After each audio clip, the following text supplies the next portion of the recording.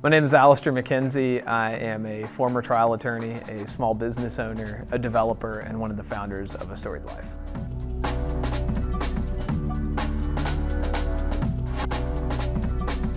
So the way the licensing works with the vendors is the vendors have a small startup fee that they have to pay to get started to ensure they have some skin in the game, which is just a smart thing to do.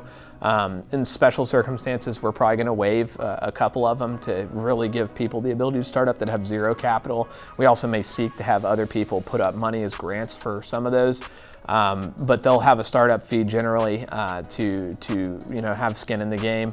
And then when they get started, the way it works is that we take 25% gross off of their sales at all times. So every single day, essentially, we get 25%. So it works out to 25% of their sales over the year.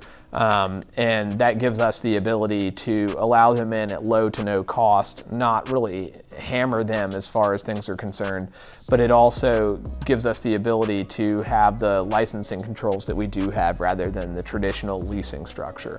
The 25% is the industry standard. Some people charge actually is up as high as 30%. We've spoken to some consultants. The food halls they operate charge 30%. We have run the numbers and looked at pro formas for the vendors themselves, and we have decided that 25% is that sweet spot for them. And so the way it works is they give us 25% and they have a licensing agreement for 2 years. That licensing agreement contains our curatorial controls that we have, our inspection controls that we have over their food, health, and safety, because we're paying for all of the kitchen equipment that's in there. The build outs are all ours. We're building it out before any of the vendors come in.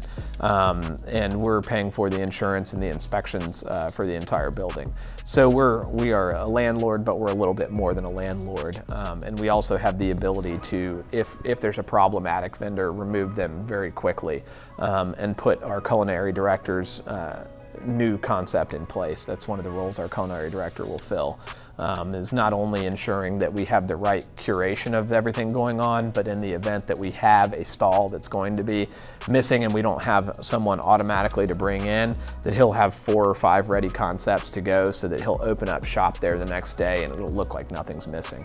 The rest of the business model is alcohol sales for us, as well as event spaces, but that gives us a little more detail as to kind of how the vendors operate, which is basically a 25% off the top.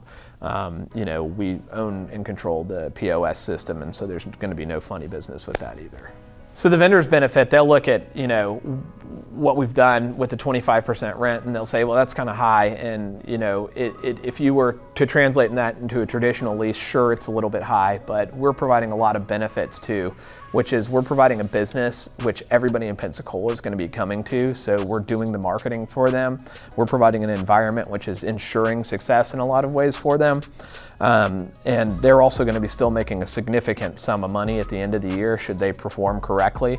But we're also removing all the overhead costs from them. We're removing the insurance costs from them. We're removing all the inspections and the problems that arise with those from them. We're also providing them the free marketing, and additionally, we're giving them an opportunity to remove a lot of risk off the table that they normally would have had they come into a traditional leasing environment, or had they come into trying to start a full-fledged restaurant business themselves.